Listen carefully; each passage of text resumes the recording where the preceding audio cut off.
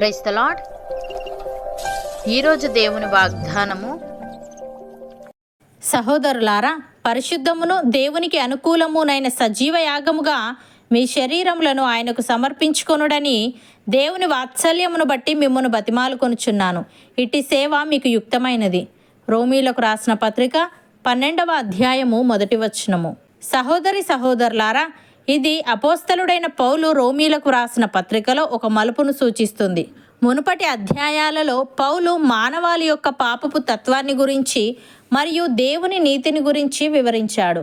అందరూ ఎలా పాపం చేసి దేవుని మహిమను పొందలేకపోతున్నారో మరియు యేసుక్రీస్తును విశ్వసించే వారందరికీ రక్షణ ఎలా అందుబాటులో ఉందో వివరించాడు. అయితే ఈ వచనంలో విశ్వాసులను దేవుని అపాత్రమైన అనుగ్రహానికి కృతజ్ఞత మరియు విధేయతతో ప్రతిస్పందించాలని పిలుస్తున్నాడు. క్రైస్తవ విశ్వాసం యొక్క పునాదిని వేయడం నుండి విశ్వాసులు తమ విశ్వాసాన్ని ఆచరణాత్మక మార్గాల్లో జీవించమని ప్రోత్సహించడం వరకు పౌలు రాస్తూ వచ్చాడు. ఇక్కడ ప్రధానంగా విశ్వాసులు తమ శరీరాలను సజీవ యాగముగా సమర్పించుకోవాలనేది పౌలు ఉద్దేశం. పాత నిబంధన పాపానికి ప్రాయశ్చిత్తం చేయడానికి జంతువులను బలులుగా అర్పించాలని సూచించింది. అయితే పౌలు ఇక్కడ వేరొక బలిని గురించి చెప్తున్నాడు. ఇది సజీవ యాగం. దీని అర్థం విశ్వాసులు తమను తాము, వారి మొత్తం ఉనికిని దేవునికి నిరంతర బలిగా అర్పించాలి. ఒకరి శరీరాన్ని సజీవ యాగంగా సమర్పించడం అంటే దేవుని చిత్తానికి మరియు ఉద్దేశాలకు పూర్తిగా తమను తాము అప్పగించుకోవాలని అర్థం. ఇది పవిత్రమైనది, దేవునికి ఆమోదయోగ్యమైనది, ఆయన దృష్టిలో అత్యంత సంతోషకరమైనది. లోకంలోని స్వార్థపూరిత మరియు అక్రమ మార్గాలకు ఇది పూర్తి విరుద్ధంగా ఉంటుంది. పౌలు దీనిని విశ్వాస యొక్క సహేతుకమైన సేవ అని వర్ణించాడు. ఇది క్రీస్తు పట్ల తీవ్రమైన నిబద్ధతకు పిలుపు లాంటిది. భక్తుడు ఈ విధంగా అంటున్నాడు: మీరు చీకటిలో నుండి ఆశ్చర్యకరమైన తన వెలుగులోనికి మిమ్మల్ని పిలిచిన వాని గుణాతిశయములను ప్రచురము చేయు నిమిత్తము ఏర్పరచబడిన వంశమును, రాజులైన యాజక సమూహమును, పరిశుద్ధ జననమును, దేవుని సొత్తైన ప్రజలునై ఉన్నారు. ఒకప్పుడు ప్రజగా ఉండక ఇప్పుడు దేవుని ప్రజ అయితిరి. ఒకప్పుడు కనికరింపబడక ఇప్పుడు కనికరింపబడిన వారైతిరి. ప్రియులారా, మీరు పరదేశులను, యాత్రికులునై ఉన్నారు గనుక ఆత్మకు విరోధముగా పోరాడు శరీరాశలను విసర్జించి, అన్యజనులు మిమ్మును ఏ విషయంలో దుర్మార్గులను దూషింతురో ఆ విషయంలో వారు మీ సత్క్రియలను చూచి వాటిని బట్టి దర్శన దినమున దేవుణ్ణి మహిమపరచునట్లు వారి మధ్యను మంచి ప్రవర్తన గలవారై ఉండవలనని మిమ్మును బతిమాలుకొనుచున్నాను అని.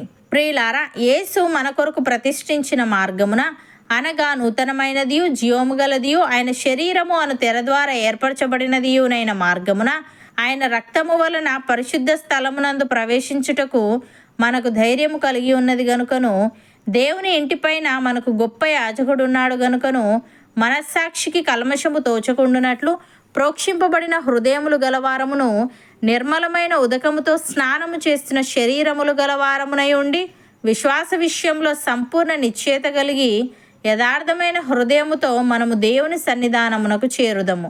వాగ్దానము చేసిన వాడు నమ్మదగినవాడు గనుక మన నిరీక్షణ విషయమై మనం ఒప్పుకొనిన్నది నిశ్చలముగా పట్టుకొందము. అపోస్తలుడైన పౌలు తెస్సలోనికైలకు వ్రాస్తూ ఈ విధంగా అంటున్నాడు: మెట్టుకు సహోదరులారా, మేము ప్రభువైన యేసు ద్వారా మీకు ఇచ్చిన ఆజ్ఞను మీరు ఎరుగుదురు. కాగా మీరేలాగు నడుచుకొని దేవుణ్ణి సంతోషపరచవలెనో మా వలన నేర్చుకొనిన ప్రకారముగా మీరు నడుచుకొనుచున్నారు. ఏ విషయంలో మీరు అంతకంతకు అభివృద్ధి నొందవలనని మిమ్మును వేడుకొని ప్రభువైన యేసునందు హెచ్చరించుచున్నాము. మీరు పరిశుద్ధులగుటయే, అనగా మీరు జారత్వమునకు దూరముగా ఉండుటయే దేవుని చిత్తము అని. సహోదరులారా, ఎవడైనను క్రీస్తునందున్న ఎడల వాడు నూతన సృష్టి.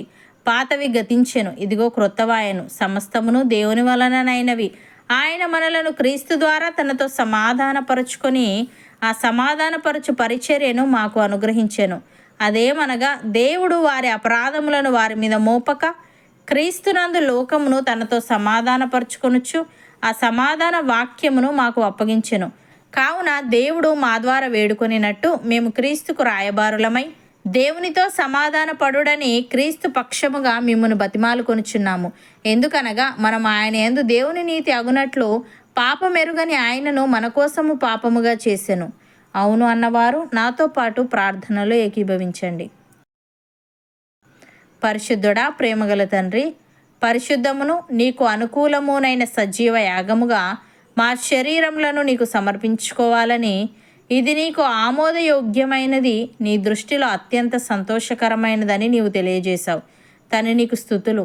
దేవా, మేము చీకటిలో నుండి ఆశ్చర్యకరమైన నీ వెలుగులోనికి మమ్మను పిలిచిన నీ గుణాతిశయములను ప్రచురము చేయు నిమిత్తము ఏర్పరచబడిన వంశమును, రాజులైన యాజక సమూహమును, పరిశుద్ధ జననమును, నీ సొత్తైన ప్రజలమునై ఉన్నాము గనుక, ఒకప్పుడు ప్రజగా ఉండక ఇప్పుడు నీ ప్రజ అయితిమి, ఒకప్పుడు కనికరింపబడక ఇప్పుడు కనికరింపబడిన వారమైతిమి గనుక మేము ఆత్మకు విరోధముగా పోరాడు శరీరాశలను విసర్జించి, అన్యజనులు మమ్ములను ఏ విషయంలో దుర్మార్గులను దూషింతురో ఆ విషయంలో వారు మా సత్క్రియలను చూచి వాటిని బట్టి దర్శన దినమున నిన్ను మహిమపరచునట్లు వారి మధ్యను మంచి ప్రవర్తన గలవారమై ఉండుటకు సహాయము దయచేయమని, మా మనస్సాక్షికి కల్మషము తోచకుండానట్లు ప్రోక్షింపబడిన హృదయములు గలవారమును, నిర్మలమైన ఉదకముతో స్నానము చేసిన శరీరములు గలవారమునై ఉండి, విశ్వాస విషయములో సంపూర్ణ నిశ్చయత కలిగి యథార్థమైన హృదయముతో మేము నీ సన్నిధానమునకు చేరుటకు కృపచూపమని,